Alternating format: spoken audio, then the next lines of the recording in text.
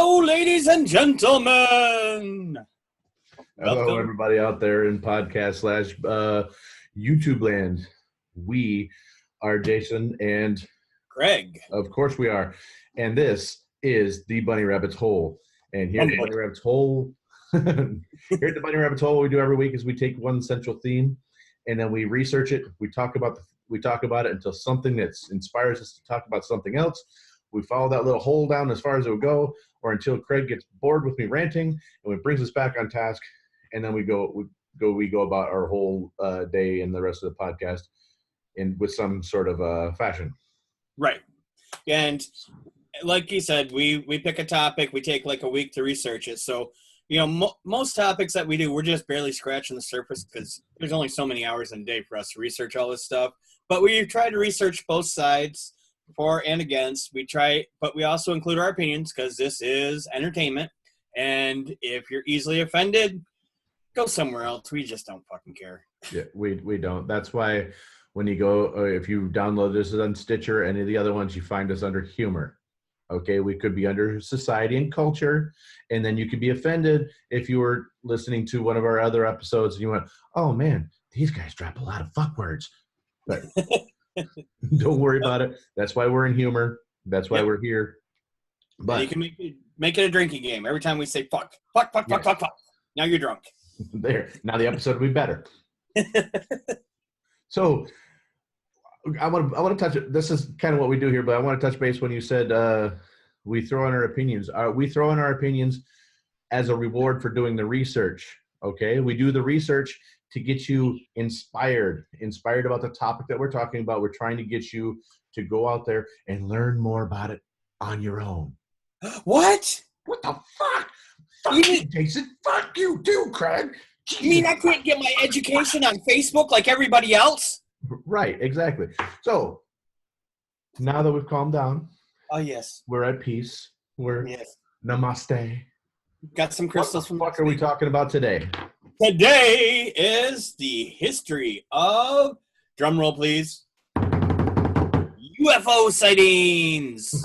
Yes. All right. As anybody who's ever listened to any of these podcasts know that I love ancient aliens, the ancient alien theory, UFOs, the conspiracies behind all of this shit. I just love this shit to death. And before we get started, I'm going to issue a little warning, people.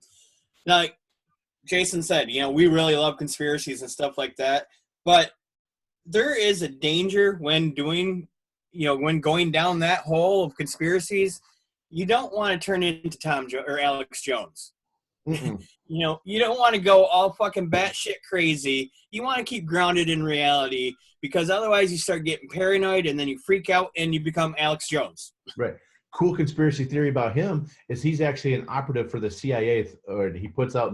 He's a miscommunication, propagandized motherfucker that works for the CIA, and he throws out shit just to kind of take people off base. Well, that makes sense why he still has money. Right. Exactly. But,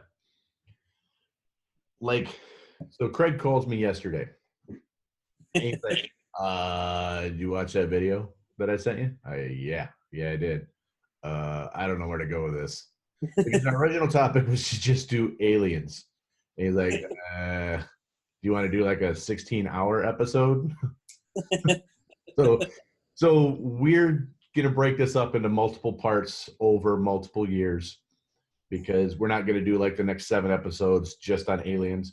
We're going to do part 1, and we decided to break it down into the history behind alien sightings. Right. And there's some weird fucking people out there. Let's just get that out of the way right now. There's some crackpots out there that you'll see their shit and you're like going, I really want whatever you're on. But there are some people with some really solid science and facts behind them. But there are people who also use science and facts to mislead you into other things. Right. And we're going to go into some of those actual government operations that were about misinformation. Yes, and this episode's actually coming out at a great time because they're coming out with that TV show Project Blue Book, which is government's. Yes, it's about Alan Heinick.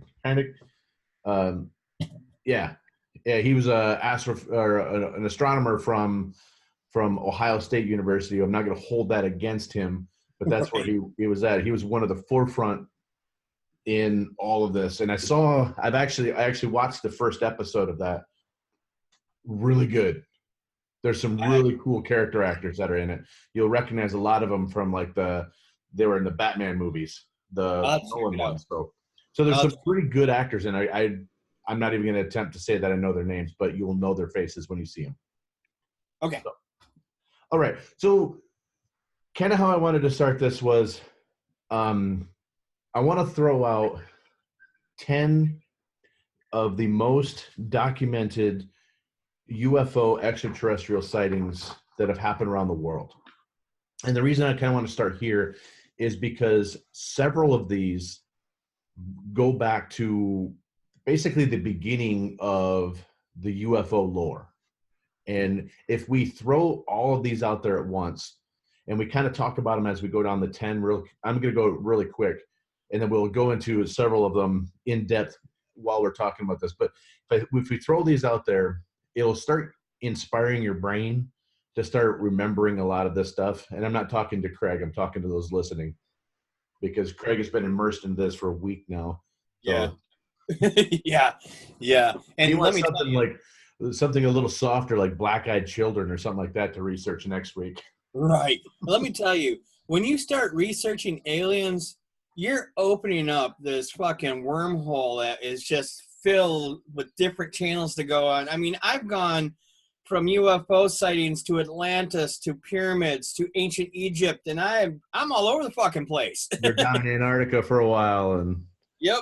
Yeah, we'll throw in how the Nazis were involved in some of this, and this. Okay, yeah, I'm gonna give you like a schoolboy on fucking Christmas morning, because I love this topic so much. Because two things. It's kind of the thing I love about conspiracies is the fact that people are so passionate on either side. Right. Was 9/11 an inside job, or was 9/11 a terrorist? You talk to people, and it basically, that's it. I mean, there's no gray area in between there in a conspiracy. Was the CIA involved in shooting Kennedy? Was the mob involved in shooting Kennedy? Was the second shooter? It inspires people to start thinking. And generally, not all the time, generally, people bring out their best thoughts when either proving or disproving their point in a conspiracy. And that's what I really love about all these, is the thought that it inspires. And that's kind of what we want to do here today, is inspire you to think. Right. And think for yourself. I mean, don't take what we say as, gospel. Go out and find out for yourself. We'll lead you a little bit, but you go off and take off. Because, I mean, I've watched, I can't tell you how many documentaries. And, a lot of these documentaries I'm watching, I'm like going, yeah, bullshit. And a lot of them watch like, that makes a lot of fucking sense. Right. Exactly. So with that, now these 10 I got from, I was trying to compile them myself, but then I just clicked on a YouTube app, and who did that? I got it from a YouTube channel. Okay. Watch Mojo. That's it. Everybody likes watching. Watch Mojo put together a top 10 list, and I'm like, I just spent 45 minutes and I'm only on number 3 because I keep reading this shit. So if I just watch the damn video and just make a list of what they're talking about, it'll be a lot faster. So, and I'm going to do it in the same order that they did. Okay. Okay, number 10 is the Baltic Sea anomaly. Now, what this is, the Baltic Sea anomaly is at the bottom of the Baltic Sea, they found through satellite imagery, Google Earth or something like that.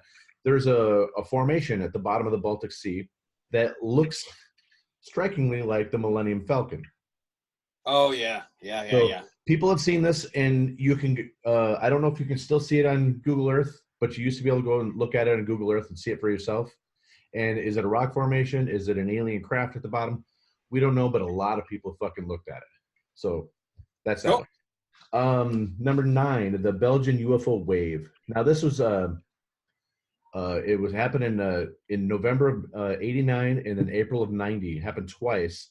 It was triangular shaped lights over top of this Belgian town that were actually chased by F-17s and took off at such incredible speed that the planes couldn't keep up.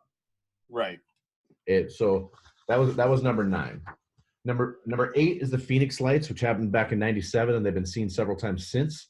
They've been witnessed by thousands of people, including then governor of Arizona. He was there's news footage of him actually talking about it, saying, "I don't know what the hell they are." And, right. And that's the distinction too. It's unidentified flying object. It's not alien flying object or alien craft. It's just unidentified. To be classified as a UFO, it just has to be up there and nobody knows what it is. They've actually changed the moniker, so now it's UAP, unidentified air phenomenon.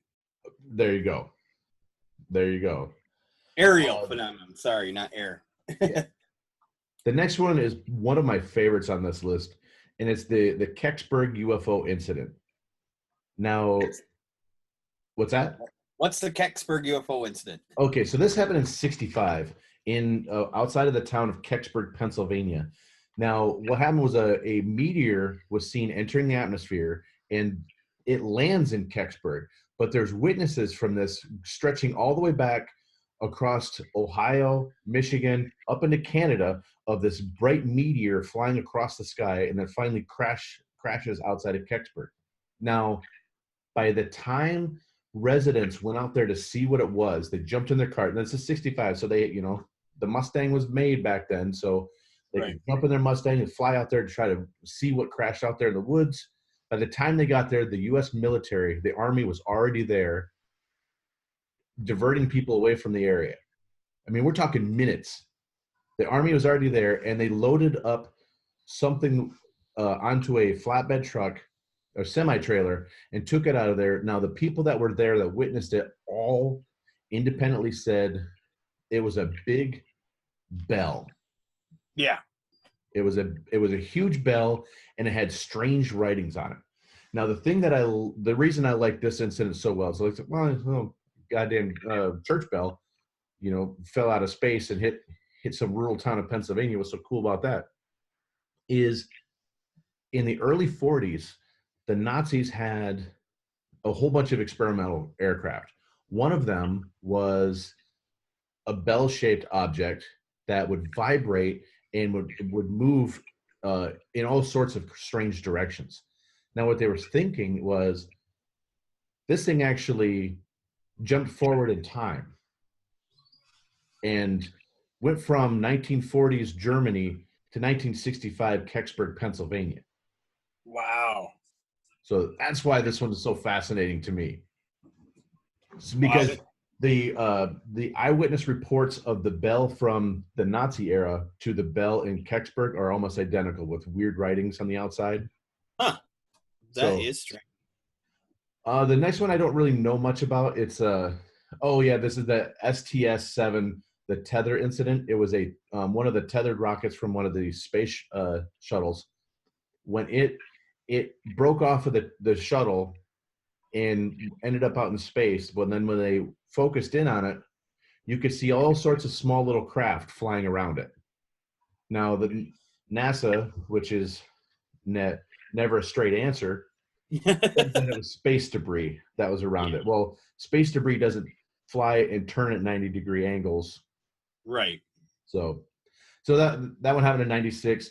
The Battle of Los Angeles, which is a cool one, not only because it's a Rage Against the Machine album cover, an album title, but this is one of the couple of times in our history have we been attacked by a foreign body on our soil. Right. Count 9/11, we had Pearl Harbor.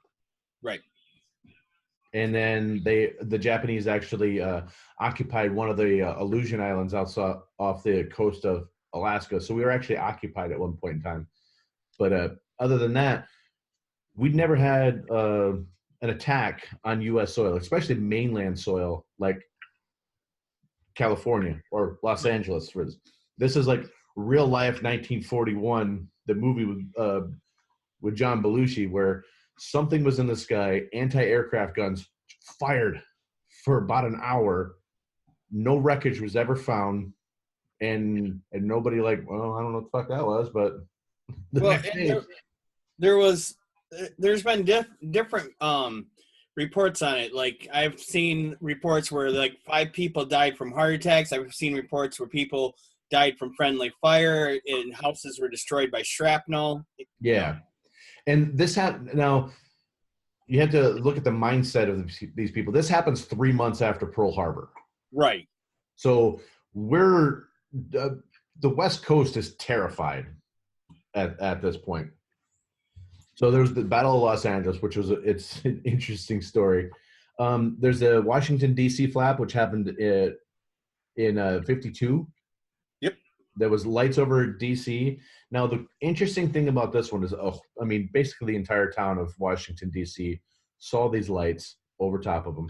But the interesting thing about this was after they were seen, it was put in newspapers. Truman, our president at the time, actually issued a shoot it down order.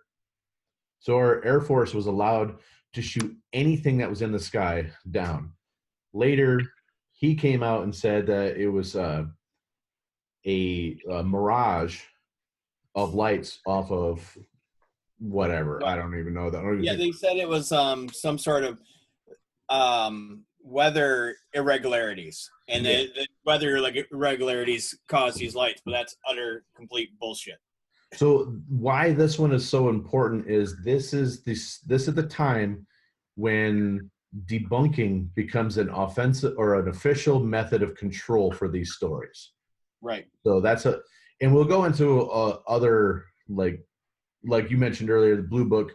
We'll go into other the rest of those later. Then the next couple are obviously very, very important. The third one is the Kenneth Arnold sighting in Washington, which we'll go into in depth here, because this was a pilot who was flying around in the Cascade Mountains in the state of Washington, sees lights that are flying up to 1,200 miles an hour, which was unheard of for a speed on a plane at that point in time. And this was in 50 or 47. 47, yeah. So in 1947, we didn't have planes that we knew of that would travel 1,200 miles an hour, but these things outpaced him. And the reason this one is very important is because Kenneth coined the term, they looked like a flying saucer. And hence the term flying saucer was born. Yeah, the newspapers ran away with it after that. Yes. And he actually got sick of doing interviews about it. Right.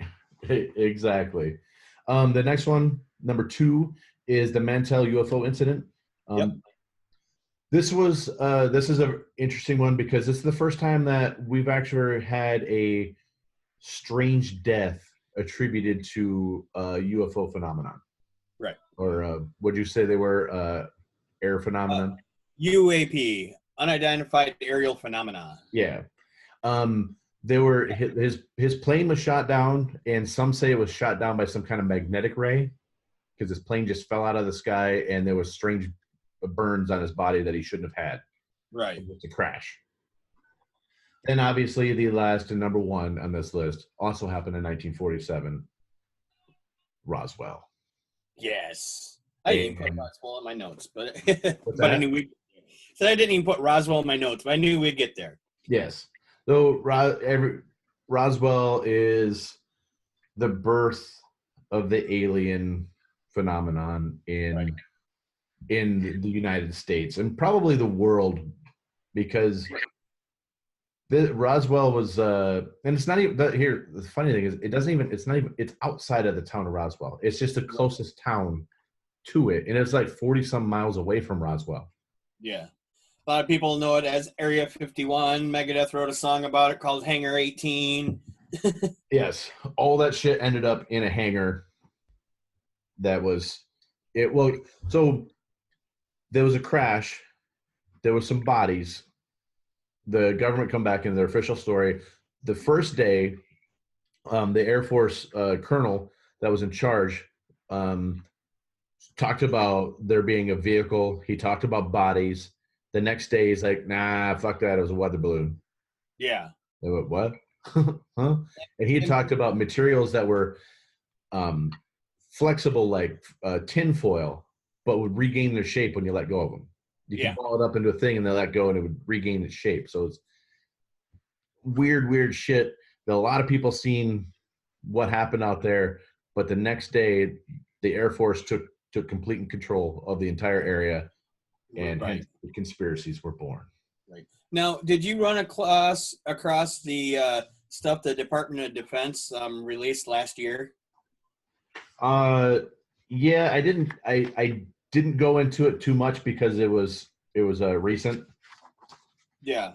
Well, and I want to touch on it just because it kind of goes along with the whole Roswell thing and the debunking thing where we talked about, because they released these videos now and then they claim they didn't release them, but they're stamped brought to you by the Department of Defense and all this. Watch the videos.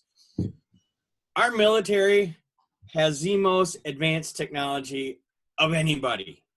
Right. Yet you can't get a clear picture of something? Well, like we talked about in our Bigfoot episode, I think we mentioned that one comedian mentioned maybe Bigfoot's just blurry. Yeah. Well, but I mean, I watched both the videos, and it could be anything. You know, but it's a psychological tactic to make you disbelieve. Right. Because they don't want you to believe. But yeah, going back to the cover-up with, like, it was actually reported on a couple things that I found that Truman actually met with the aliens that flew over the White House. And yes. Then this underground cabal started from it. Right. There's the whole there's supposedly a peace accord struck with Truman, and then they allowed them to go out to they created a joint military base where it's an underground base in Nevada or Utah.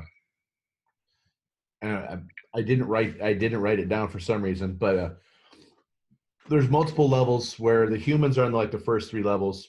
Then like the next 2 levels are just our interaction between the aliens and I do believe it's more than one type of alien. So we'll go into the types of aliens in a minute. Where the next 2 levels are like co-research, where they give us stuff, we give them stuff back and forth. But then the bottom levels are completely off limits to humans. It's aliens only. And we were allowed, or in the Truman thing, they're allowed to take X amount of humans for study. Right. They could cultivate test subjects so many per year. So a lot of that shit seemed to come out of this peace accord. Right. And, from the aliens' perspective, they're flying over the White House. And, I mean, they hovered over the White House and over the Capitol building. Yes. Basically, it was like a warning shot saying, we can do whatever the fuck we want. Don't fuck with us. And so going back to, how would we react if we were to see aliens, and if they were to come down here, how would we react? We can go into the War of the Worlds thing in a moment. But when Carl Sagan created that disc that was put on the Voyager spacecraft and was sent out into space, it was kind of like a welcome message. Stephen Hawking said that's a terrible idea, because anybody who's advanced enough to make it this far, it doesn't have benevolent ideas. Right. They're going to need resources. They're not going to be our friends. If they do come here as our friends, they're going to lie. So essentially, he created the plot to the miniseries V. Right. At that point, the aliens come down. He's like, they're not going to be friendly. So with them showing up over top of our Capitol and our White House, that means that they already know what our power structure is. Yes. And they've been observing us for a little while. Right. And if this is in the 50s, when they did that. And they've also been known to show up over nuclear silos and shut down all the nuclear power. Yeah, like and shut down the launch codes and all that other shit. Exactly. So, so where was I going to go with that? We're still talking Truman. Yeah.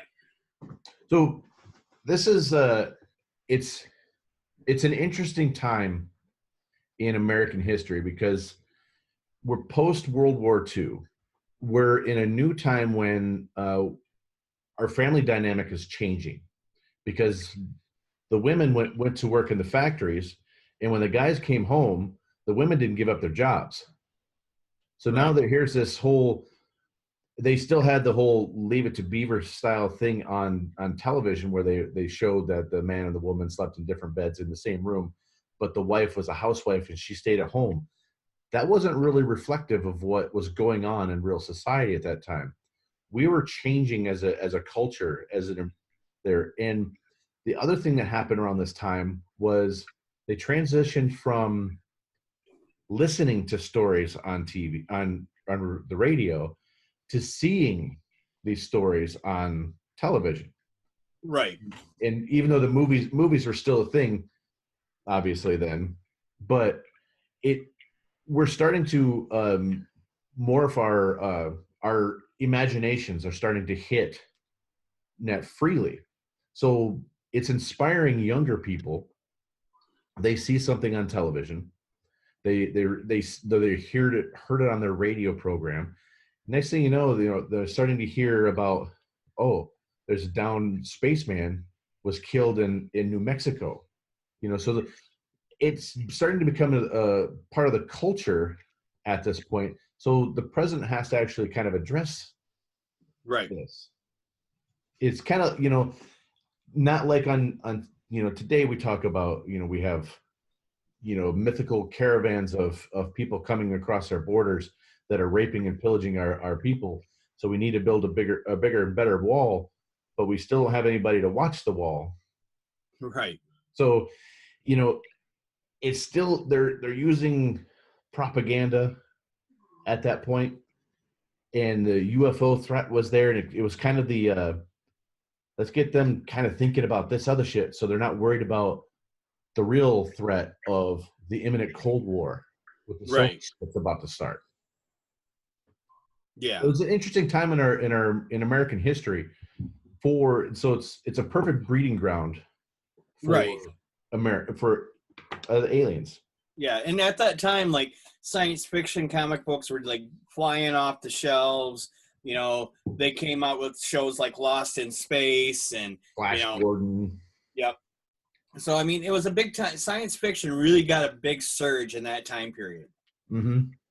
And so it's natural for the people, I mean, to just kind of start wondering about it and become curious about it. Whereas before that, you touched on it with the War of Worlds. People that don't know, War of Worlds was a radio program done by Orson Welles that when it broadcast, it was, we were getting invaded by aliens, and people thought it was actually real when it was just a fictional program. Right. And they just freaked the fuck out. And that was the reasoning behind Truman and them saying, we got to hush this up. Yes, because that was kind of where it was kind of where the people, what am I trying to say? Mass hysteria? Yeah. Well, so I'm trying to find my, okay. So Project Sign, there it is. So going into this, with the hysteria of War of the Worlds and people freaking out about, what's happening in Roswell? Have we been invaded? This dude's seeing fucking aliens up in Washington, and now every time they look to the skies, they're thinking, what the fuck am I looking at? So people are starting to become, they're starting to realize that, there's some strange shit out there that just might not be coincidence anymore. It could be alien. Right. So the government came up with this thing, actually the Air Force. they wanted to look into what this was all about and what it meant to our civilization.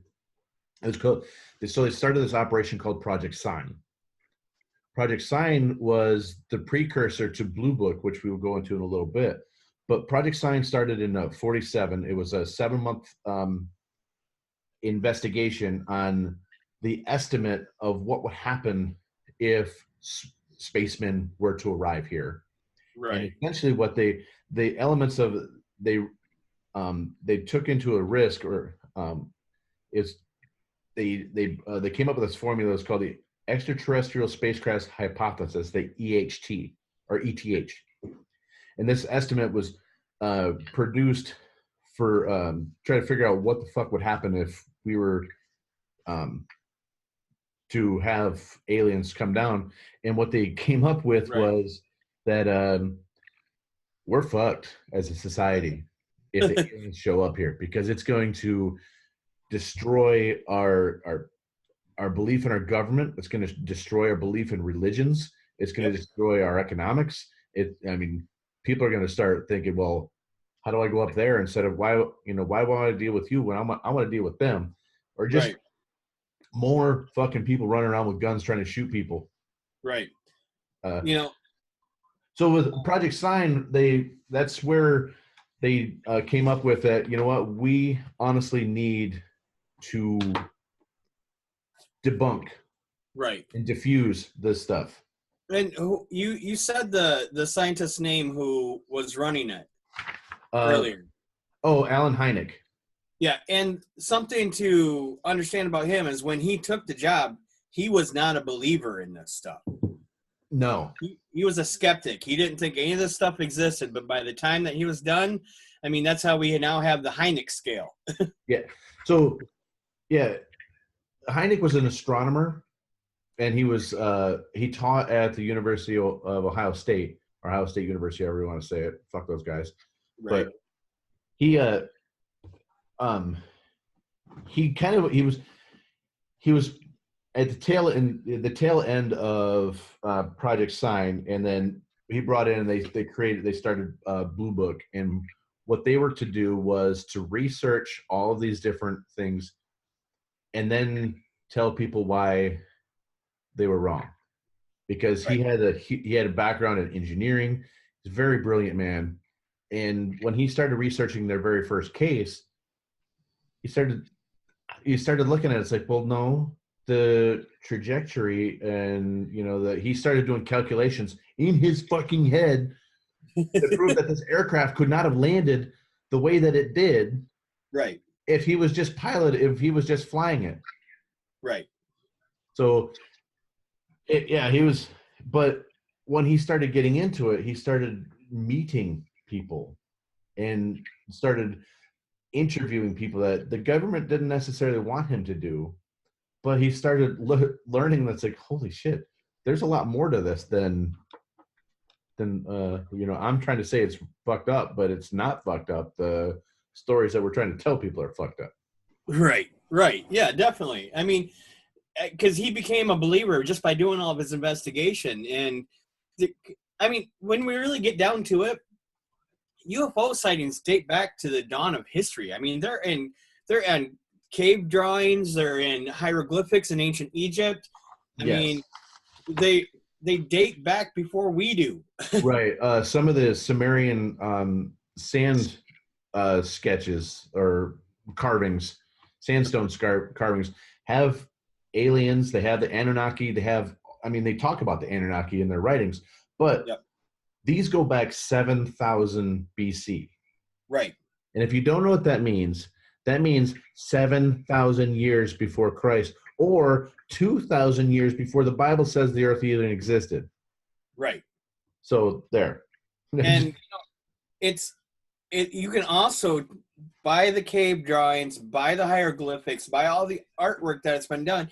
You can see the advance in the alien technology. Right. Because when they first did, they made like noise motions around it, so they were obviously really loud when they first started visiting us. Mm-hmm. And now they can just basically turn invisible. Right. Yes. They progressed rapidly. Right. Now,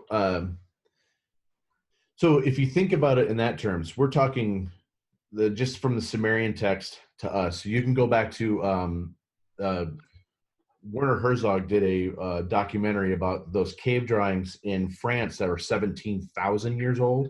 Oh, wow. That you're not even allowed to go into the cave without special permission because breathing will destroy it. Right.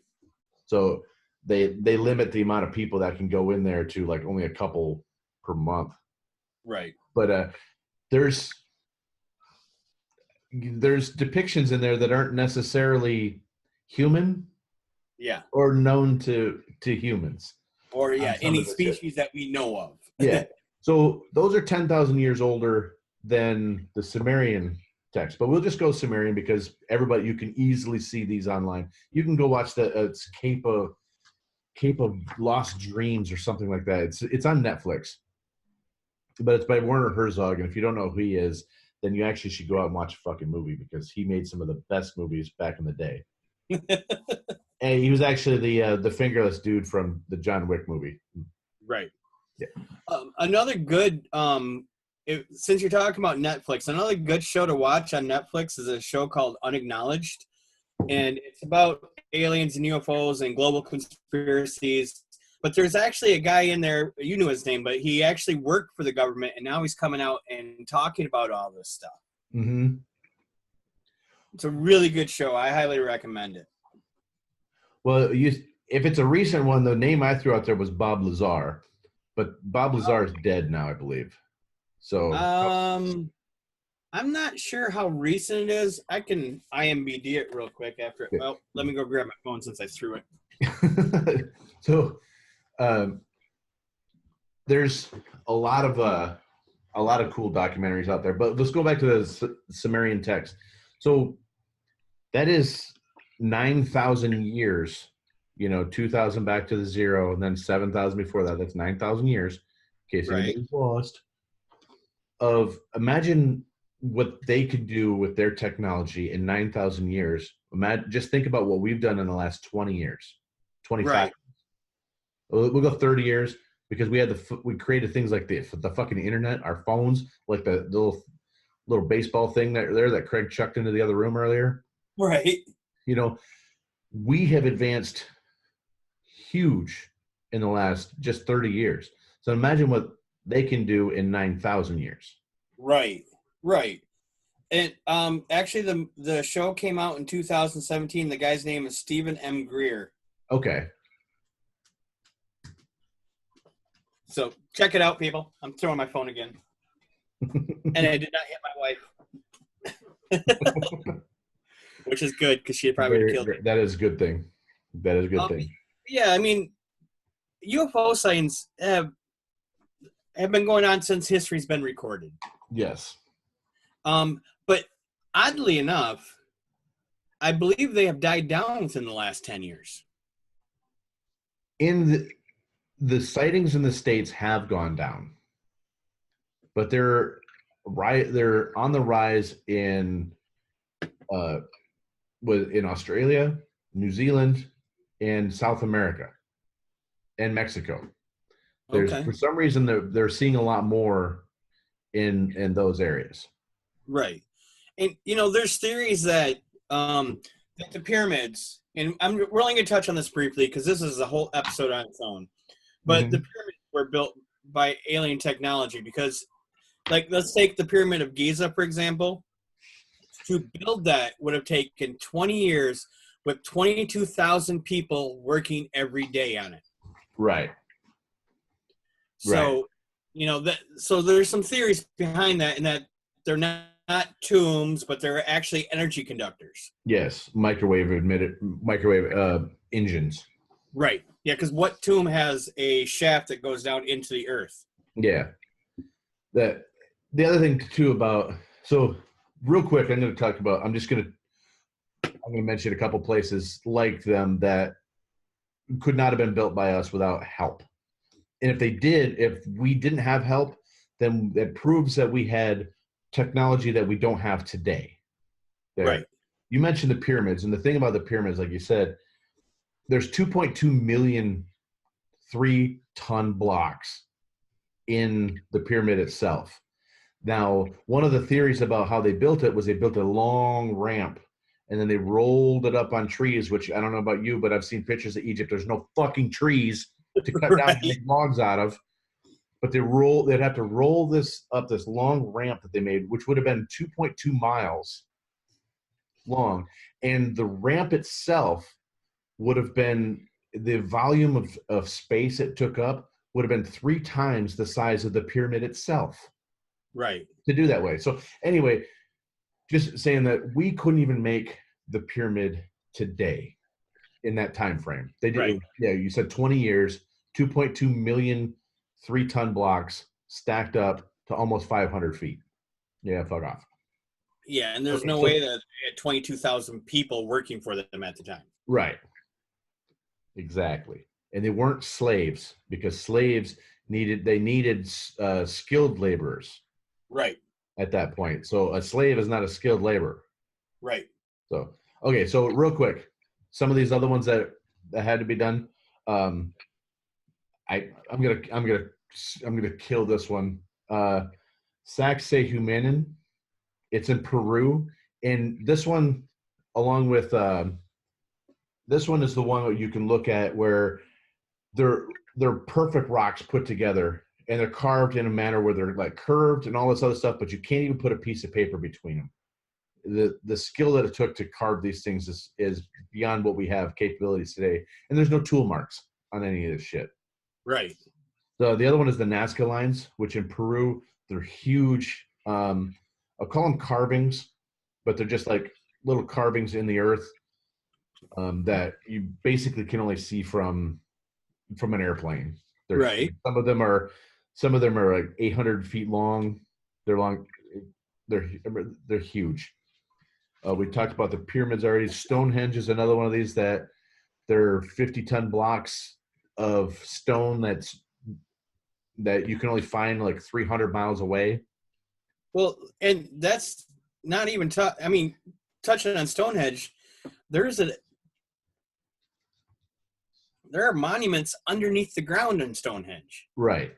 Yeah. So there's almost like another city underneath Stonehenge, but that, will probably be another episode somewhere down the road. Exactly. I just want to throw these out there as examples of human technology or alien help. Now, the Easter Island is one, which I think is the least impressive on this list. I mean, there's 900 human heads that are like 13 feet tall that are all over the island, and they don't really know how they got there. Some people have done some stuff on how they could get a stone block to wobble and walk like that. Weebles wobble, but they don't fall down type of shit. Right. But, they would still have to be able to do that going up some mountainsides. So it's still pretty impressive, even though it's not as impressive as my favorite on this list, Teotihuacan, which is it means the city of the gods. And everybody has seen when you think of Mayan temples, when you think of the Temple of the Sun, that's where this is at. Teotihuacan is the area. The Temple of the Sun is the one that you see. The coolest thing about this is 2 times a year, on the shortest and the longest days of the years, the equinox and the solstice, the side, you see this long ass snake that goes down these stairs, that's carved into the side of the stairs. It goes all the way up. When the sun breaks at midday, it lights that fucking snake up. Oh, cool. And how the fuck could you have done that 18 centuries ago or whenever the hell it was built? Yeah, no. Built more than 2,000 years ago. Okay, so yeah. And yeah, so they were more in tune with what was going on in the stars. And back then, like with Stonehenge, they think maybe it was a way of it was a calendar of the or it was, I've seen one, it was a calendar, another one it was a depiction of the solar system itself, and then other ones it's just a fucking platform for ships to land on. So right. But there's so many other cool things out there. Like there's, especially when you get into like Peruvian Andes, all the temples and there's a fucking mountain that's just been cut off, and the debris is gone. Right. It's not like they knocked it off and threw it down the side. It's not like Rushmore where you see all the rock debris at the bottom of the mountain. It's gone. Right. Well, and since we're talking about all the history and stuff like that, another really interesting one is the Pilgrims actually reported seeing UFOs. Really? Yeah, in Boston area. Oh. I want to say it was in the 1600s, so it was before, it was right around when they settled it, but it was over a river, and I can't remember the whole story. I read it. It was on the History Channel's website. Mm-hmm. But yeah, it was several people had written about witnessing strange lights in the sky that hovered close to the water, then took off and went really fast. And that's awesome, because Columbus had written some stuff in his journals about seeing lights off in the distance, but he wrote that they were almost observing or guarding the way that they float. They came around the ships. So, and touching back to, if anybody has listened to our Skinwalker Ranch one, and we talked about cattle mutilations. Yes. There's actually a theory that the government is actually doing the cattle mutilations to make us scared of the aliens. I wouldn't put it past them. Nope, but I don't know if it's a true story. And that's the fun. Well, I won't say the fun thing about it, but that's the thing about all this stuff is that's the fun part about conspiracies, because conspiracies, open up questions on either side. Right.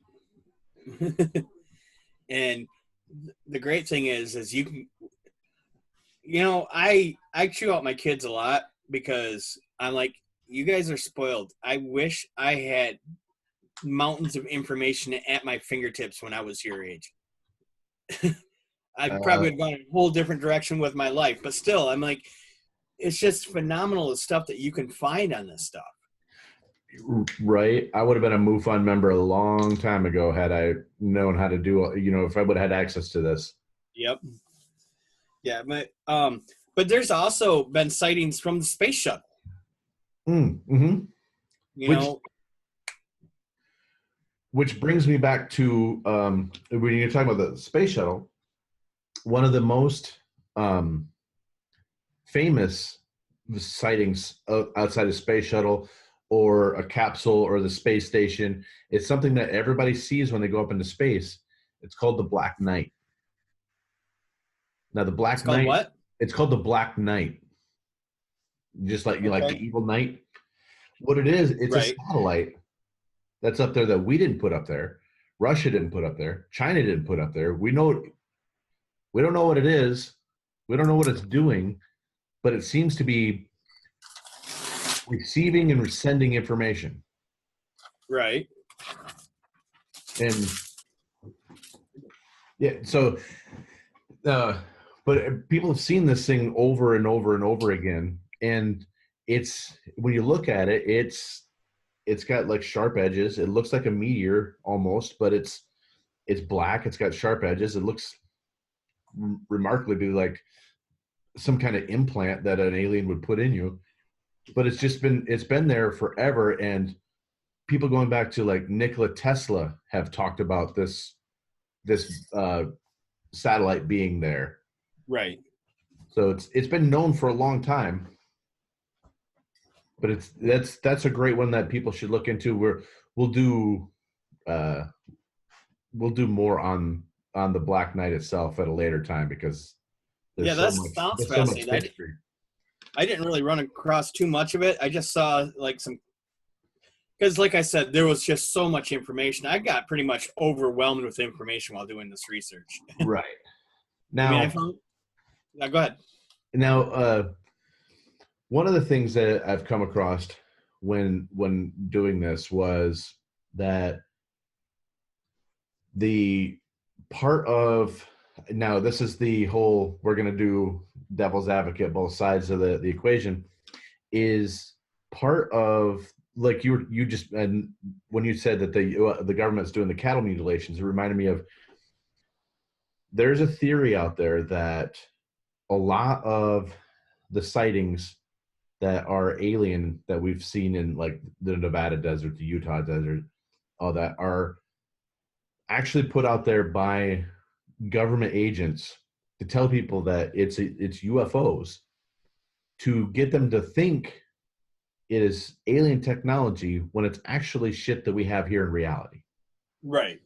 And they've been doing that, and it makes sense, because if you go back to like the early days of when they had the test for the SR-71 Blackbird, which is a plane that it didn't look like anything else ever. I mean, there was a couple precursors to it. I forgot what they were called, but if you don't know what this SR-71 Blackbird is, for those X-Men fans, it's the jet that the X-Men fly in.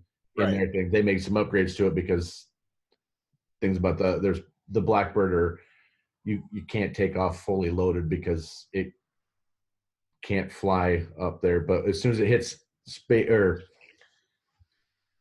it hits Mach whatever, but it hit like 2,400 miles per hour. It flew from Los Angeles to New York in 54 minutes. Oh wow. Yeah, it set the world speed record.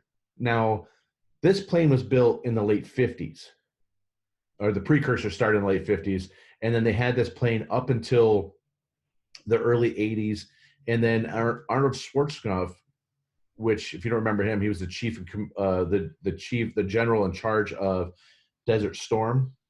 He wanted them because what it was a surveillance plane. It could fly at altitudes of like 84,000 feet, which was supposedly out of the limits of where Russia could actually see them. But it was a reconnaissance plane that took pictures. And it was because it was so fast and it was so high that Russia couldn't see it. Well, he actually in 91 or 92 wanted to put the planes back in commission. So for surveillance over Iraq. What they did was they put together all the money for it.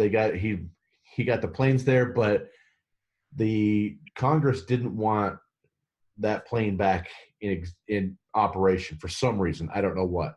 They okayed the right to use the plane, but they denied the right for fuel.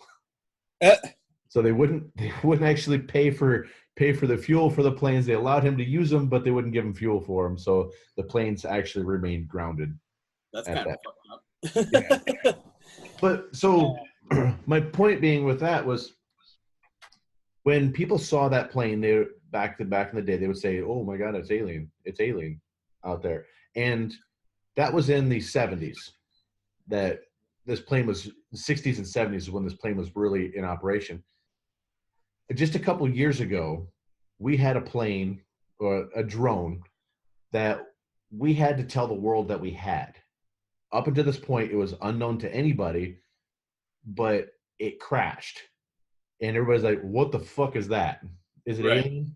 Well, in the, like, going back to Operation Sign, where we had to dismiss all the shit and debunk it really quick, we came right out and said, oh yeah, it's ours. And what it was a drone. It was called I have it up here. It was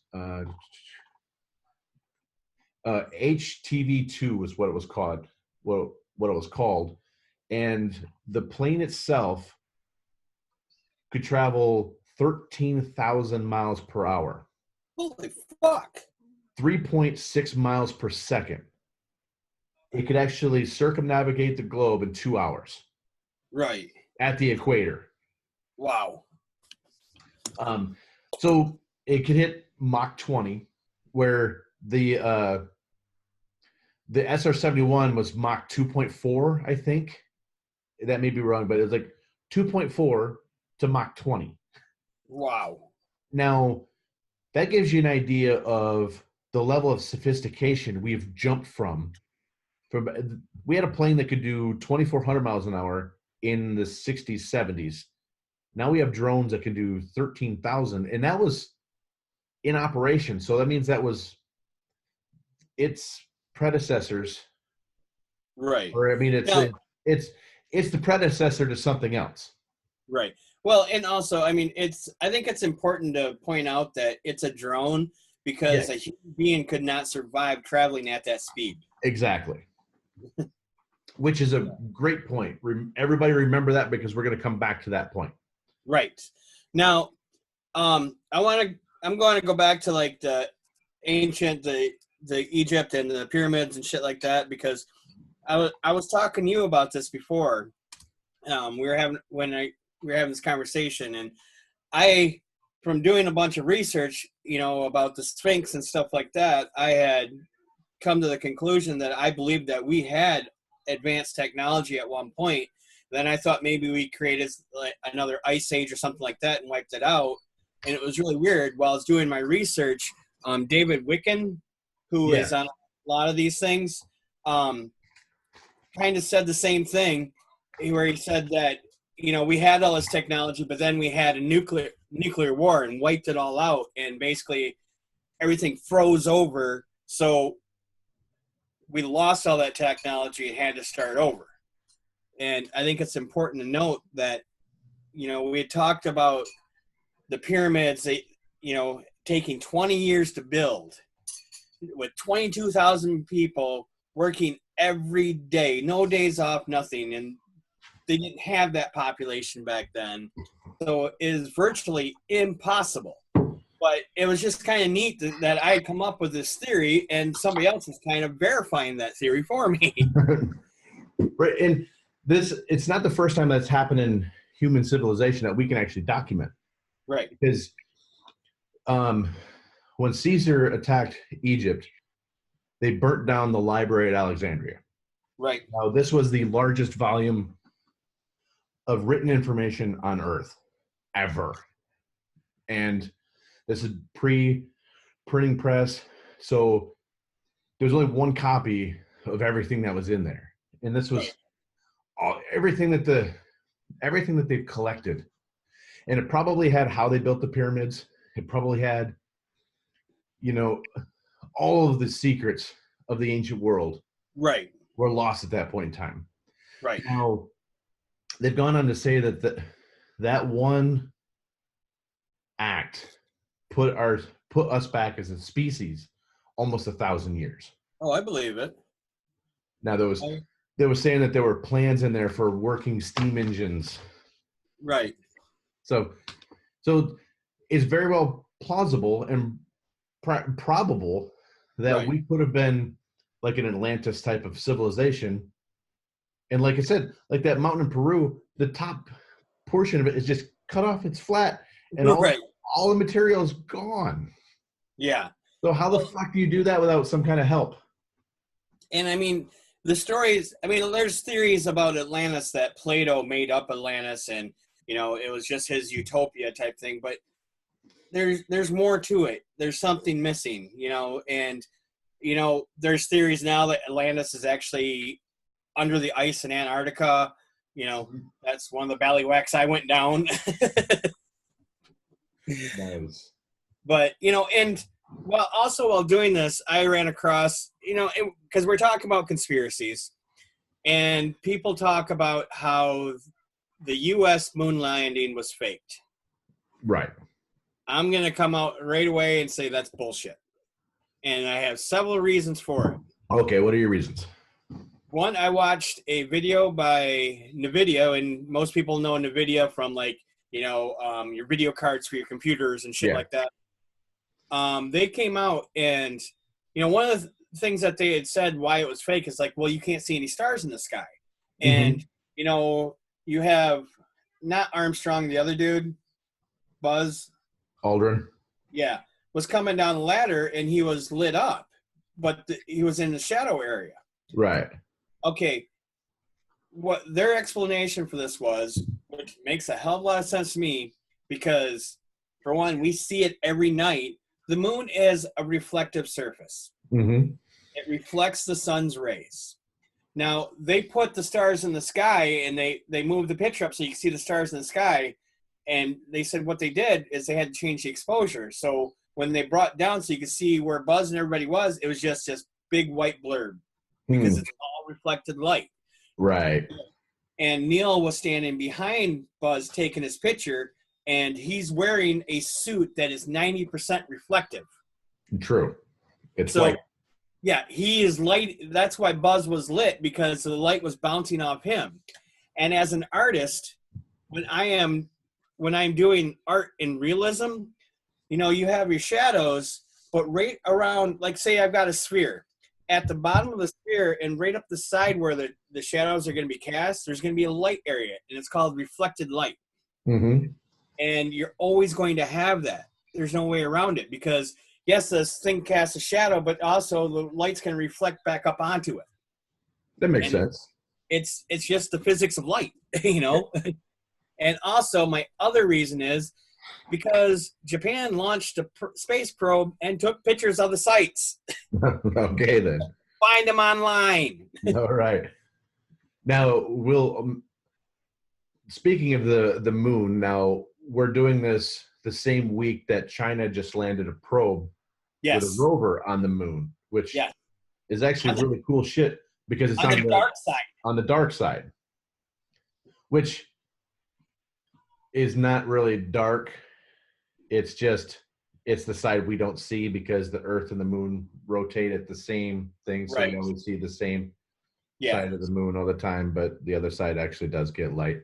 But the cool part about it is they allowed other countries to help them, and there's a radio telescope that was on here from Australia, that was put on there, which by putting this on the moon and shining it out, it's not going to get any radio interference from the Earth. So everything that it gets will be alien. Oh, that is cool. And I've also heard that they're talking about turning that whole place into like a fuel output for when, you know, crafts take off from Earth, they can stop their fuel up and go out farther. That's kind of what this is kind of the preliminary thing from what I read. They're also there's 7 or 10 living organisms that they're putting in this area, in this crater that they landed in, that they decided to do it in a crater, because if this does go, then they can kind of contain it they want to create their own little biosphere. Right. They brought things like yeast and some different seeds, and this Chinese wildflower that they're going to put on the surface and see if anything lives. Right. So if, in fact, it grows, then we'll have Chinese wildflowers on the dark side of the moon. Well, and, you know, another really cool thing about that Japanese space probe is they found a tunnel that goes right into the moon. They found the opening to it. I'm glad you said that. That's a segue. All right. Because now you brought up the whole moon conspiracy on whether or not we landed there or not. If you want to know more about that, I highly recommend you watch the movie Moonwalker. It's on Netflix. It's got Rupert Grint from Harry Potter, who was Ron Weasley, and it's got Ron Perlman, who was Hellboy. Right. But it's the story of a CIA operative trying to hire Stanley Kubrick to fake the moon landings. Right. But what they get is the, I guess, next best thing is a guy claiming to be Stanley Kubrick, or meaning Rupert Grint, and this he's just a drug abuser. This drug-addled whole thing where they try to do the moon landings, and it's hysterical. Watch it. It's funny. Anyway, Ron Weasley, post Harry Potter, probably my favorite. He's probably got the best run of movies of all of them. Yeah, because Daniel Radcliffe he did some weird shit. Yeah. Horns was hilarious. Yeah. That movie that he was in. But equally as hilarious is Sick Note. which has also got Rupert Grint, and it's got Nick Frost from the like Shaun of the Dead and those. Okay, He's the chubby partner to Simon Pegg. He's a shitty doctor, and Rupert Grint works at this. He's a shitty employee, and he works at a healthcare thing, and the shitty doctor screws up and diagnoses him with cancer. Right. He doesn't have cancer. Oh, shitty.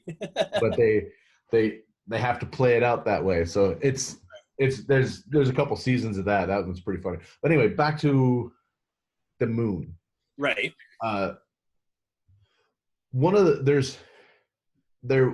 conspiracy about this is there are bases already there. Right. And when there's a long documentary on YouTube that you can watch, and we'll put it in the show notes, about bases on the moon. Now, it's a really cool, compelling documentary. It goes into like the hollow moon thing that's where I got this whole thought process was when you talk about the tunnel that goes into the moon, because there's one of the things that they said was the moon made a ringing noise when it got hit. It was audible. And so the moon may be empty and everything, all the creatures and aliens living on there. It could be like the Death Star, where it's artificial, because then the reason that they think that it may be artificial is if any other planet in the solar system had a moon at the same aspect ratio from the Earth to the moon that we have, if Jupiter had a moon the same size, its moon would be the size of Saturn. Right. So it's out of proportion for what we have. It's kind of like that Mars moon Phobos, which they believe is artificial. Yeah, that one too. So our moon, the whole theory is that it doesn't belong in nature. That there's no reason that our Earth would have picked us up if it was flying by, because it's too big. Right. And there's a whole was it Thea that crashed into us, and then the debris left over from that became the moon. So there's a lot of science, and there's a lot of speculation and theories about that. But what we're talking about now is the conspiracies, where the moon is hollow, and then there's bases also on the moon. But the issue I have with that documentary is the same thing a big problem I have with like these ghost catcher people, is when they have their little recorder and they catch a voice, they're like, see, it says, I'm going to eat your cake. And then they play it for you. And that's all you hear is, I'm going to eat your cake. Now, in these, they'll highlight the area that you're supposed to be looking at. Then when they take the highlight away, that's all you see. Right. Where you may not have seen his shape beforehand. Right. So I had a problem with that, but it's a fascinating documentary, though. Yeah, it is. I watched the same thing, and I agree with you. And I have the same problems with that as I do with those ghost shows. Also, with those ghost shows, quit playing fucking music so we can actually hear what the fuck's going on. That too. All right, but anyways, back on track. Another really kind of fascinating thing about the whole UFO thing is every president since Truman, on their first day of office, is briefed on like Roswell, aliens, Area 51. That's why, Ronald Reagan came out with the Star Wars program. It was actually, he started up because somebody sent him a letter asking him to. Yes. And you got something to touch with? Yeah. Ronald Reagan, when he was on an aircraft, actually had a UFO encounter. He's one of two presidents back to back, actually, because Jimmy Carter had a UFO sighting, and Ronald Reagan in his past had a UFO sighting. So Ronald Reagan was very open to the fact that, and he said it in his things. You watched the same documentary that I did, where they showed Ronald Reagan talking about threats from everywhere. He's not talking about threats from the other side of the country. He's talking about everywhere. That's why he wants to put the Strategic Defense Initiative out into space.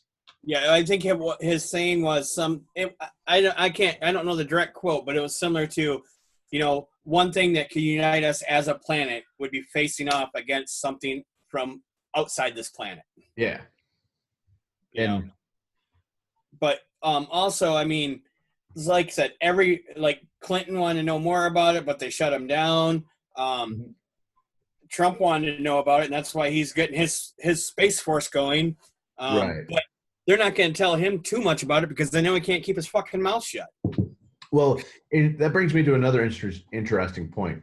Is when you said it just there a second ago, it's like Clinton wanted to know more, but he got shut down. Now, how can you shut the president down if he is in charge?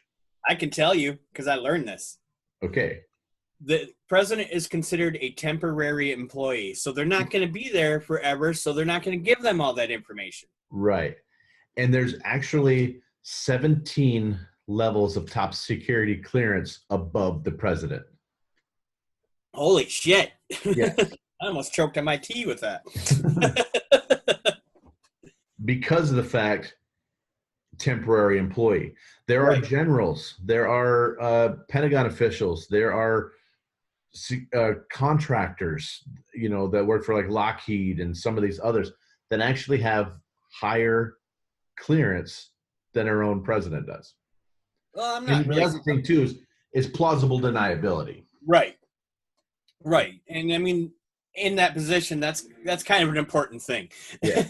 I mean, I don't really want to give them credit because I'm not a fan of most of our presidents. They're all, to me, the president is just a figurehead. It's just a mouthpiece. It is. For the oligarchs that are controlling them. It is. Yeah. We all know that we are the United Corporations of America.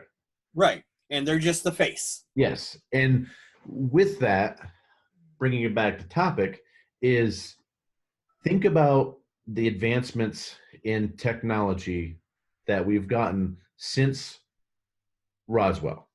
Right. We went from having, planes and trains and automobiles that, it still took like 7 hours to fly across the United States. We were barely making it across the Atlantic on a plane. Right. We're putting 30 people and calling that a passenger jet. Right. And like a car, like top speeds back then were probably like close to 50. Yeah. Yeah, no, that's the race cars. Yep. So, but now we've got drones that are doing 13,000 miles an hour. We've got cars that can top 250, not counting dragsters, because, they can top 350, 300, 350, something like that. I don't know. I'm not a gearhead. But, we've got all this technology. What happened to inspire, the growth that we've had? Right. Something had to have, they had to find something to spur us further ahead, because it was such a huge jump from nothing to all of this. Right. We went from burning coal to fiber optics. Right. I can plug a heater into the USB port of my computer and I can get warm. Right. Yeah. I mean, it really is amazing. And, like I said before, I mean, the research that I've done is that some of these aliens, I don't know if they were the Nordiques or whatever, but they had come down because they knew that we're starting to destroy our planet and they want to help us fix it. Right. And I'm glad you mentioned that, because who were the Nordiques? I've got the top 5 alien species that we know of. Right. That have been part of or been listed in official documents, or are, they're the top ones in all the conspiracy theories, or like you talked about Greer. These are the people that are talking about these particular 5. Right. Okay, the first one, I'll go into the Nordics.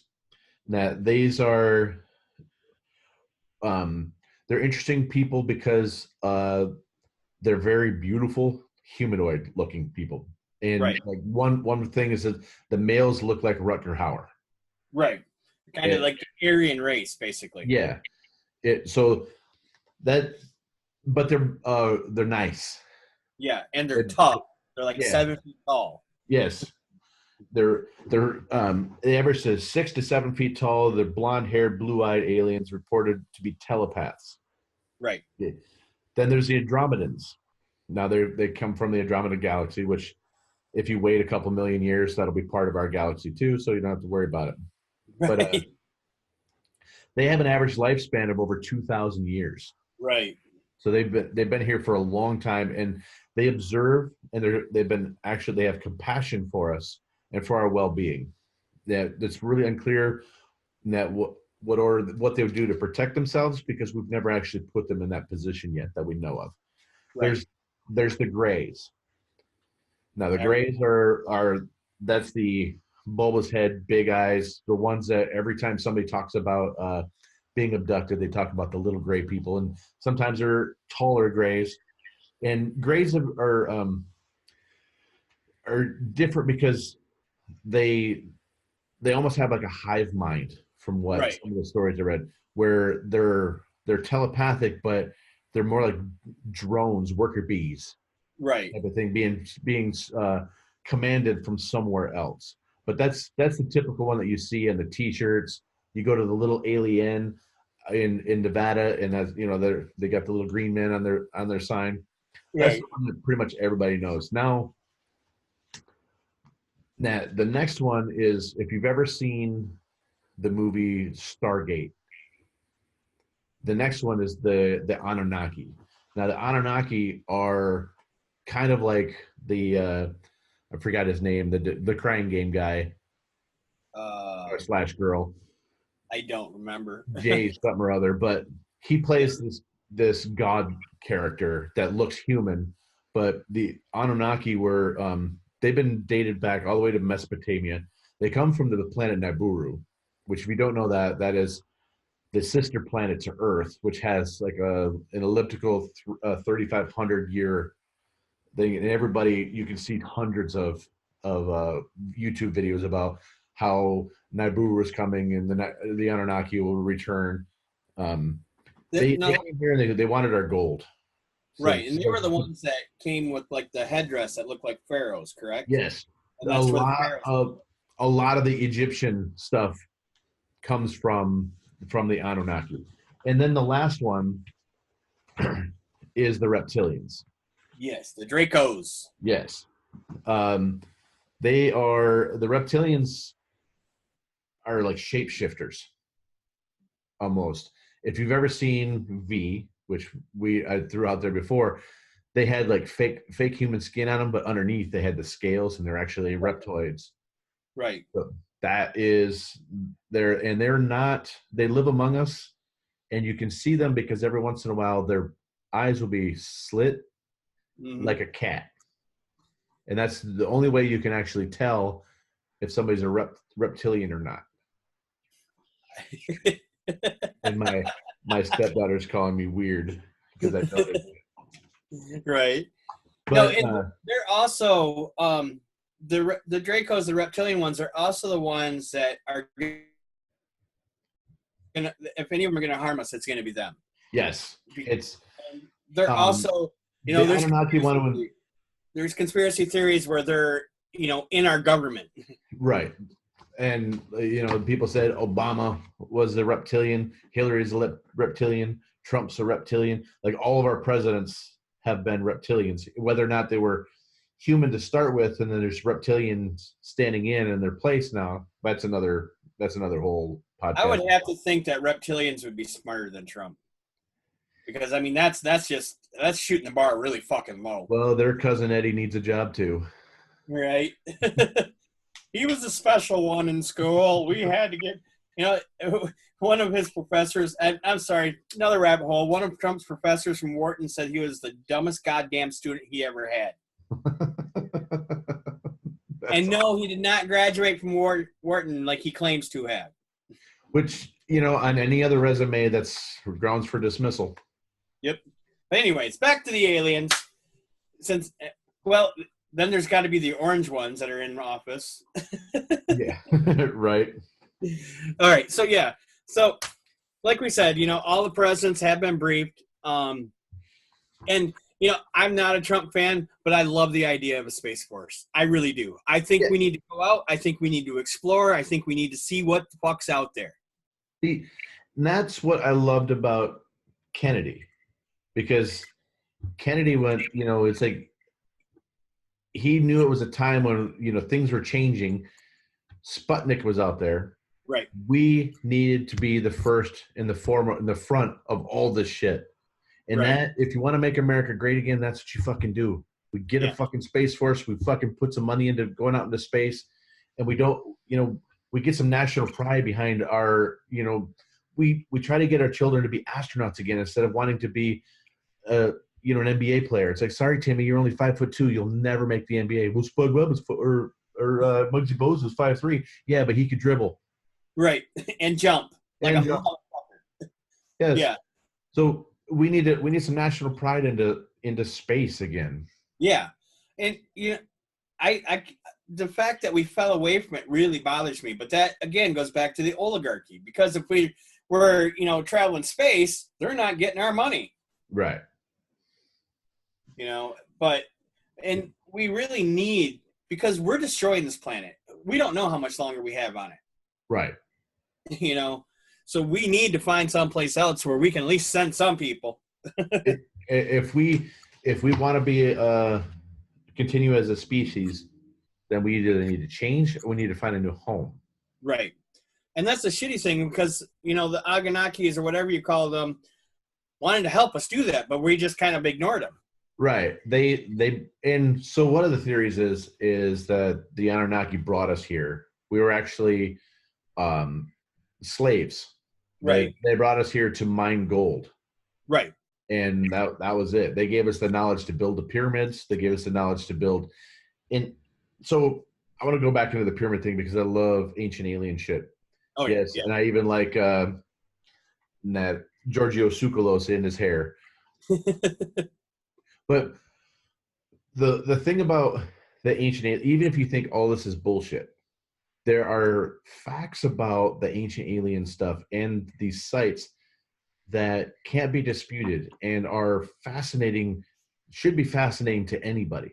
Now, the Teotihuacan and the Valley of the Kings in Egypt, in the Giza Plateau, those places are set up in astrological alignments. They're set up as in the same fashion as the Belt of Orion in the constellation Orion. These two of them are parallel, and the other one is just slightly off, just like the Belt of Orion. And right. They are also on ley lines. They're perfectly north, south, east, and west on ley lines. Now, we can do that today because we have a few things. We have an instrument called a total station, which is a digital theodolite, which is a surveying tool, which can get you within a fraction of an inch net precision to align a building to be where you want it. They only had the stars, right, to do this, and the pyramids are perfectly aligned. They are perfect in shape. Each side is to an inch of the other sides. It's perfectly level, and it's perfectly aligned with the poles. Right. On a ley line. Now, if you don't know what ley lines are, they're magnetic lines that go across the earth, and there's energies that go with these crossing. Now, right. There's other ones like Stonehenge is on one. There's actually a few that run through Michigan and go to Chicago, nice. Underneath Lake Michigan. There's actually one that goes through this area where I live. They're harder than hell to find a map of. Yes. But ley lines go along with spirituality and like pagan rituals and shit like that as well. Mm-hmm. And I'm going to give a spoiler for a future episode. There's a pyramid in Antarctica. What's Antarctica? Antarctica, Atlantis, I don't know. So that is going. We'll have to do a whole. We will do a whole episode on just Antarctica, how it relates to this, the history of Antarctica. That will probably be the next episode on this in this sequence. Yeah, and how somebody tried to sell the first ATM receipt from the base camp in Antarctica on Pawn Stars. Oh, interesting factoid. I don't know if you ever noticed, but something I saw and something I was watching today is when they take pictures of the Earth from space, whenever they're over the North or the South Pole, they're covered in fog and you cannot see them. Oh, yeah. Except for one time, somebody got a picture of the North Pole and there was like these pulsating lights and stuff like that. Mm. It was really, really strange. And it looked like, I mean, versions of St. Elmo's fire. Yeah, it looked like a circle cut right out of the Earth. It was weird, but I don't know if it could have been faked. It could have been anything. I just thought I found it interesting. Rabbit hole, right? So going back to so we're talking about how these the precision that they had. Yeah. Back then, there was a point to all that, but I don't fucking remember what it was. Anyway, it was just cool shit. Oh, that we were talking about ancient alien stuff and technology and yeah, and even if you think the whole alien thing is bullshit, what you have to look at is how did they do that? Yeah, there's a landing platform, and I think it's Greece. What's it, Greece? Yeah. Well, I call it landing platform. That's what they refer to it as in the Ancient Alien show.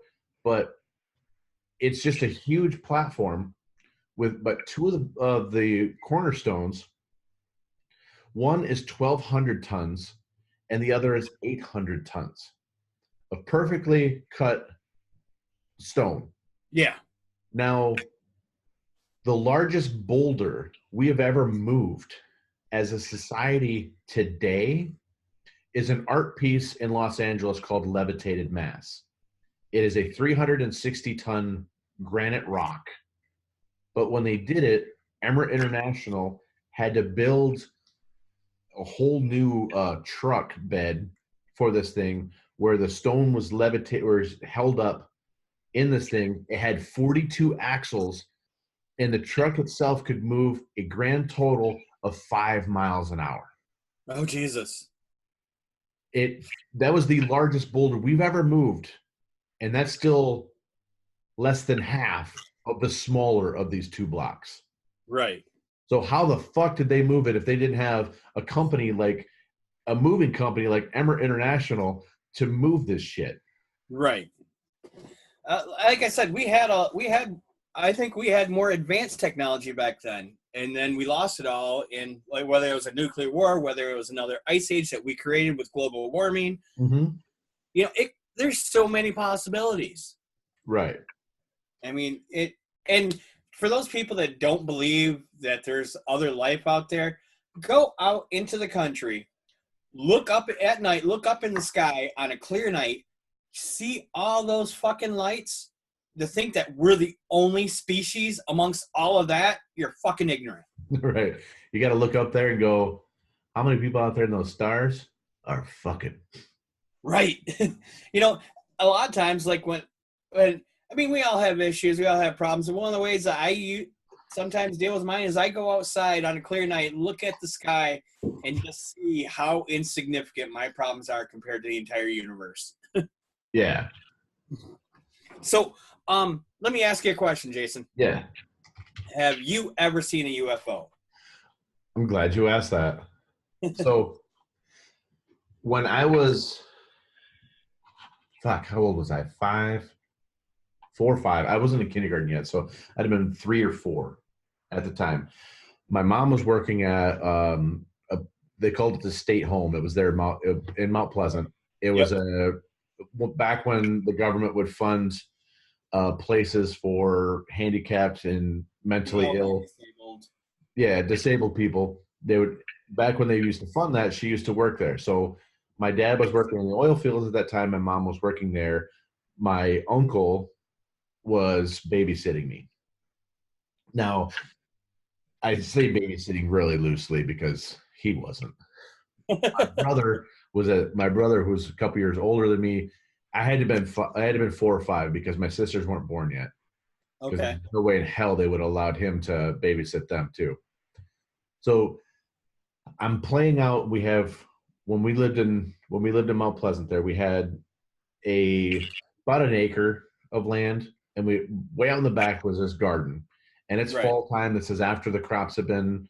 What my mom had planted that. I'm out there pulling the plants there and just chucking the clay balls all over. Just I'm having a good time by myself, chucking dirt, like any Right. retarded little kid would do. And I say retarded because I'm talking about myself. So I'm out there and I stop because when you're out when you're outside, sometimes like shadows will cover you, Mm-hmm. and you kind of look up. I always do now because of this incident. Look up, and there's usually cloud had just rolled in, a little cloud, puffy cloud, covered the sun for a second, then it's gone. I look up, and all I remember is running. Huh. And after I came in, I was trying to tell my uncle that there's something out there up in the air. And they're all like, because they're too busy drawing fucking Captain Caveman on the back of a goddamn white t-shirt like they're some kind of fucking gang members. I don't know. It was the 70s. Right. But later on, it started coming together of a circular object with red and yellow lights on it. So it scared you that bad that all you remember is just turning and running. Yeah. You don't remember seeing it right away. I didn't stop at all. I mean, I just ran as fast as I could. But you were able to piece it together since then? Later on that evening, Okay. or the days following, I knew it was there that whole time. It was up here in the old noggin. But yeah, that was my one and only. Well, that's cool. That's cool. That's kind of scary, but it's cool. Right? And I tell people that, and they say, well, it explains a lot. Well, maybe you weren't you only remember running because that's the only part of it you remember. What did they do? Right. Well, I mean, the sad thing is like you said, you're like 5 years old, so you wouldn't know if you had lost time like a lot of abductees.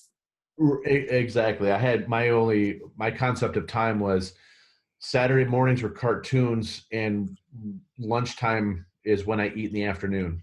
Right. And then the sun goes down, and I have to stop playing. That was my concept of time. It was like slightly above a Doug's understanding of how a clock works. Right. That's interesting. And now, I am unsure if I've seen one or not. But we were in Wademan at our other cousin's house. Mm-hmm. And my brother and I were laying on the grass. It was nighttime, looking up in the sky, because we did that a lot when we were kids. Oh yeah. And I want to say I was around somewhere between the ages of 10 and 12. Okay. And we're looking up and we're watching this light go across the sky, which we think is like an airplane, because we saw a lot of airplanes in the sky as kids at night, and they'd, blink or whatever. Right. This thing is going, and it's going straight. Then all of a sudden it jots over, jots back, jots over, jots back, and it's like it's dodging shit. Mm. Now, I don't know for sure if it was UFO. I don't know really what it was, but it didn't follow a regular flight plan for an airplane. And if it made any kind of like quick turns like that are noticeable, then humans can't survive that shit. We talked about that earlier. Right. Which and kind of objects in nature don't move like that. Right. Which is really interesting because I want to have that lead to the video that I sent you. Okay. In that video that I sent Jason, can you link it in the profile? Yes. Definitely. All right. And I've seen this in other videos too, not just this one, but it's it's a Okay, video. so go watch the video. We'll wait.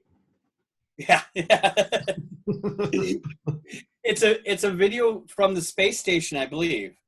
Mm-hmm. And you see the Earth, and you see this light, and it's traveling, and then all of a sudden there's a flash from the Earth. The light stops and then turns and takes off, and then another light shoots up behind it. Right. And the cool thing about this is where it happened. Right. It happened over a top secret CIA base that's out in the middle of fucking nowhere in Australia. Right. Albert Springs or something like that? Alice Springs. Alice Springs, yep. And Alice Springs is like Area 51 or Groom Lake or whatever you want to call it here in the States, where you know it's there, but you can't get close to it because the use of deadly force is authorized.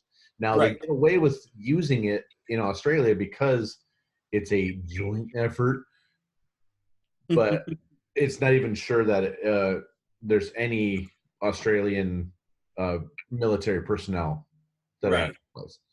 Now, the pulses of light that you're talking about, now they made speculations in that thing. Are they magnetic weapons, pulse weapons, or something else? But the Earth doesn't have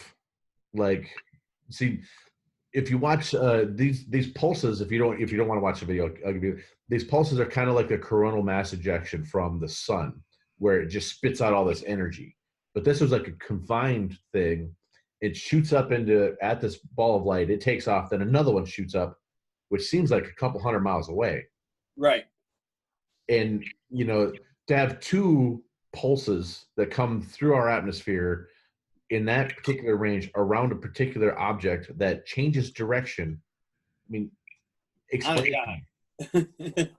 Yeah. I mean, and we talked about earlier, no human could survive at stop and turn at that velocity. Right. And it appeared to put it in, I guess, more terms that people could relate to. It was as if we were trying to shoot it down from the ground. Right. Like air missiles. Yes. Or at least scare it away. Right. It was the Earth's equivalent of shooting a shotgun up in the air to scare wolves or coyotes away from your livestock. Right. But I mean because that beam went right through where that object was before it took off. Yeah. Yeah. I mean it dodged it. Yep. And it's linked in the show notes. So watch that as soon as we're done here. Yep. And they got that David Wilcock in it too. And he's got some really interesting stuff that he does with Corey Good, who used to actually work with the military, and we'll get into more of him when we get into the Antarctica thing. Yeah. Wilcock, if you don't know, he's the one the David Spade looking motherfucker from Ancient Aliens. Right. He does look like David Spade. Oh, and he's got to do something about his hair, because as he's getting older, it's thinning out and it's looking bad. Right. Both of them. Shit, man. Don't fight a losing battle. So, when you're sitting there, when you're laying in the grass looking at the stars. Yes. Now, and you said you look out there, and if you think that there's no possibility of life being out there, then you're fucking ignorant. Now, somebody came up with, not somebody, that a guy named Frank Drake, in 1961, came up with an equation called the Drake equation that actually formulates what the possibility of life being out there is. Right. So I'm going to run down this real quick. Okay. The Drake equation simply states that it's R times FP times NE times FL times FI times FC times L. Now N is the number of civilizations in the Milky Way galaxy that have electromagnetic emissions are detectable. Now, that's pretty straightforward, meaning that you have to have some kind of magnetic field around the planet to have an atmosphere to have life. That's simply what that is. The next is the rate of formation of stars suitable for the development of intelligent life, like ours. Does the sun, is it a star like our sun? Now, the number of planets per solar system, the fraction of those stars with planetary systems. Then from that's FP. Then NE is the number of planets per solar system with an environmental suitable for life. In other words, the Goldilocks zone, where it's not too hot, not too cold, just like the porridge.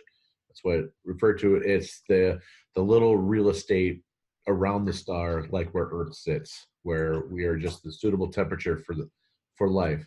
Then the next part of the equation is the fraction of suitable planets which life actually appears. Okay. Now it doesn't need to be any kind of, just any form of life on there. But that is times by the fraction of life bearing planets of which that intelligent life emerges. Now that could be Neanderthals, whatever. Cats. Yes. Exactly. Cats can be pretty fucking spooky smart. Yep. Dolphins. And dolphins and mice, for those that have seen Hitchhiker's Guide, they were the smartest life on the planet. Then after that, it's the fraction of civilizations that have developed a technology that releases detectable signs of their existence into space. So we finally reached that point when we shot the 36 Olympics into space. And yes, Adolf Hitler is an ambassador of Earth, unfortunately, but he says, welcome to the Berlin Olympic Games. And that's the first radio signal that we've sent out into space. Well, he was in contact with aliens too, so. Yeah, we'll do that when we... Antarctica. All right, you talked me into it. That's our next one. Okay, so, and then the last part of the equation is the length of time such civilizations release detectable signals into space. Now, you put all those factors in there. It's like, how many stars have planets, how many planets are in the Goldilocks zone, how many have life, how many are intelligent life, how many release signals. So if you put that into perspective, that will give you a number of how many detectable civilizations there are that's just our galaxy. Now, right. If you expand that to the universe, but just in our galaxy, there's billions of stars. Yeah. So if there's one planet amongst a billion, there's probably hundreds of billions. The numbers when you get to space are just so fucking stupid big. Right. But we'll just say a billion because I like easier math. Right. If there's one in a billion, you have a better chance of winning the lottery. Yeah. Everybody on this planet is a fucking winner. Right. You're the big movie buff. So that movie with Jodie Foster, was it called Contact? Contact, yes. Yeah. It's after a Carl Sagan book. Yeah, wasn't that based off a true story? No, it's just a book that Carl Sagan wrote. Okay.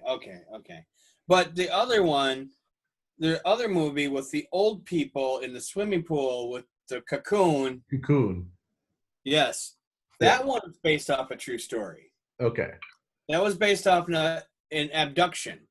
And there's something, from watching this stuff, abduction is called like the encounters of the third or fourth kind. I can't remember which. There's like, they rank them like, encounters of the first kind down to the encounters of like the seventh kind. Yeah. And there was that movie, Encounters of the Third Kind. Plus Encounters of the Third Kind. Yeah. From the 70s. Yes. So, Spielberg, Richard Dreyfuss makes Devil's Tower out of mashed potatoes.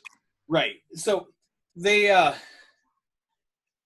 after doing this research, because all the abductions you ever hear about, anal probe, they hurt me. I mean, there's people that were abducted that saw a mixture of aliens and humanoids on the ship. So it could have been some humans on there as well that were, working in tandem with the aliens. But all the abduction stories that are publicized are the scary, ooh, boo, they hurt me, blah, blah, blah, blah. But there's plenty of people who are that said it was a pleasant experience. Right. You don't hear about that. Because I don't know if it's for people jealousy because, well, my experience was pretty pleasant with them. It's like going to a restaurant. One person has a bad experience, Right. another person has a great experience. You always hear about the bad experience at that restaurant. You don't hear about the 50 people that loved it. And that goes back to propaganda. Yes. And making people afraid is easier than having people live in fear is better for control than having people that are content. Right. And another thing you need to be careful of is, like, when I was watching these videos, there was a video in the strip mall, I want to say Wisconsin or something like that, where they videotaped this alien spaceship and blah, blah, blah. And it was actually a remote control aircraft that some guys were doing to set it up, make it look like an alien spacecraft, and just to see how many people would be fooled by it. It was like an social experiment type thing. Right. And could the lights over some of these places, could they be drones with a light bulb on them or glow stick? Probably. Right. But for every one that could be, there's some that aren't. Right. And I guess what really separates it is a lot of times it's the shape. Mm-hmm. Like, a lot of them are described as like egg-shaped, spherical, flying saucers, the bell, things that we wouldn't think of. I mean, when we're thinking of flying, we're thinking aerodynamics. Right. You don't think aerodynamics with a bell. No. And the German Bell, or the Kecksburg crash in that vessel, it's like a fluid mercury thing where they get the mercury spinning, and then it energizes somehow with power. And I'm gonna put some stuff in the notes for people to go and look at and watch some stuff about it, because it's fascinating. Because if it actually did this, the motherfucker time jumped 20 years. Right. Well, and it's not just that. It's our government doesn't want us going away from fossil fuels, because there's a guy, Stan Meyer, who created a car that ran on water. But what happened to him? He disappeared. Yeah. He was murdered. Yeah. But it's just this fucking tangled web that if we do, that's why I say that we need to go out and colonize other planets, because it's the only way to get our planet to work together. And I can't stand Reagan, but he's fucking right on this. Yes. We all can work together and move towards a better existence for ourselves. I can't say a better world, because we might be going to a different world. So we don't know. But a better existence, and not destroy the planet that we are on. Exactly. And I think that is a perfect place to end this episode. I agree, because we've drambled on for quite some time. And so, you want to do the recap rundown? No, I'm gonna let you do it, because this one was more your baby. So I'm gonna let you run this one down. Okay. So what we did is we talked about the top 10 most. We didn't even get a Majestic 12. Shit. Or the Foo Fighters. Damn. Anyway. Not the band either. Right. We talked about the top 10 sightings. We talked about we didn't even go into that one either. Jesus. The types of aliens. We talked about ancient alien sites that we could not recreate today. We talked about Dr. Alan Heinick and Project Sign and Project Blue Book. And we talked about the Battle of Los Angeles, how it's a cool fucking album and a cool event in our history. We talked about the German Bell. We snuck in several things about Antarctica. And we talked about how we, as a species, need to work together to create a better world. Right. All right.